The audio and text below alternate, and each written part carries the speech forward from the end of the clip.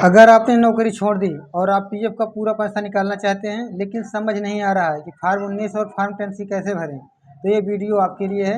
इस वीडियो में आपको पीएफ और पेंशन दोनों का पैसा निकालने का पूरा online process step by step दिखाने वाला हूँ। नमस्कार दोस्तों, मैं हूँ संतोष कुमार। आप देख रहे हैं सत्यम ऑनलाइन सेवा। यहाँ आपको पीएफ, आधार, पैन, बैंकिंग और ऑनलाइन सर्विसेज से जुड़ी सही और आसान जानकारी मिलती है। वीडियो को लास्ट तक देखिएगा, चैनल को सब्सक्राइब कर लीजिएगा। दोस्तों, पीएफ का पूरा पैसा निकालने के लिए कुछ ज़रूरी शर्तें होती हैं। पहली चीज़ है कि आपकी नौकरी छूटे हुए कम से कम 2 महीना बीता होना चाहिए और उसमें रिजाइन डेट अपडेट होनी चाहिए। दूसरा है, आपके केवन में आधार और बैंक वेरीफाई होना चाहिए, मतलब केवाईसी आपकी कंप्लीट होनी चाहिए। तीसरी चीज़ है कि अगर आपने कई कंपनियों में काम किया, अगर कई मेंबर आईडी हैं, तो आप पासबुक खोल के देख लें कि आपका सारा पैसा लास्ट वाली मेंबर आईडी में इकट्ठा हो गया होगा। अगर ये सारी चीज़ें आपकी कंप्लीट है तो आप पीएफ और पेंशन का पूरा पैसा एक बार में निकाल पाओगे। चलिए शुरू करते हैं। सबसे पहले आप गूगल में यूएन लॉगिन सर्च कीजिए। पहली वेबसाइट पीएफ का मेंबर पोर्टल पे क्लिक कीजिए। अपना यूएन नंबर और पासवर्ड डालकर साइन इन पर क्लिक कीजिए।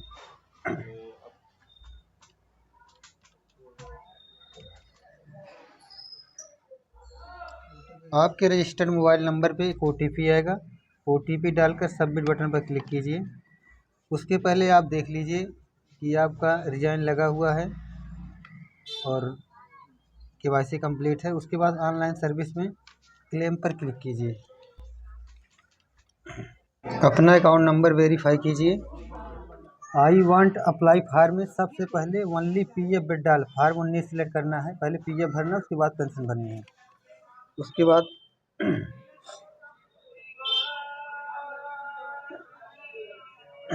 अगर 5 साल से कम सर्विस है और अमाउंट 50,000 से ज़्यादा है तो फार्म 15G जरूरी है टीडीएस बचाने के लिए। चूँकि ये जो पीएफ भरा जा रहा है इसका पैसा 50,000 से कम है, इसलिए 15G का सिलेक्ट नहीं हुआ है। उसके बाद आप एम्प्लॉई एड्रेस करके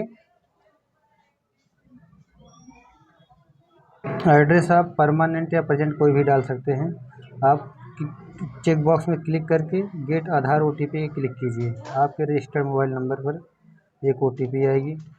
ओटीपी डालकर ओटीपी वेरीफाई होते ही आपका फार्म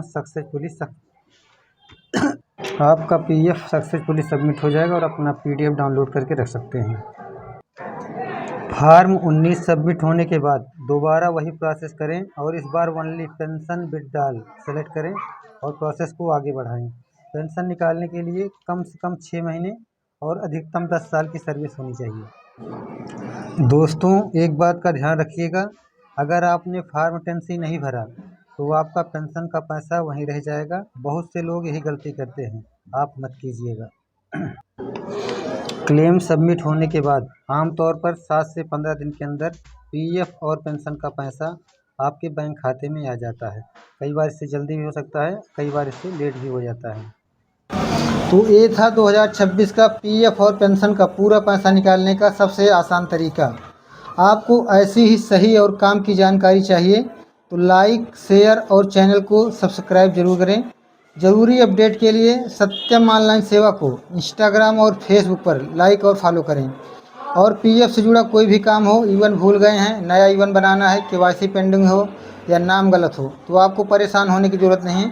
अगर आप मानेसर या आसपास के इलाके में रहते हैं तो आप मेरी दुकान अनमोल इंटरप्राइजेज, बांस कुसला सेक्टर 7 IMT मानेसर गुरुग्राम पर आ सकते हैं। यहाँ हम पीएफ विड्रॉल, ई नॉमिनेशन, ऑनलाइन पीएफ सुधार जैसी सभी सेवाएं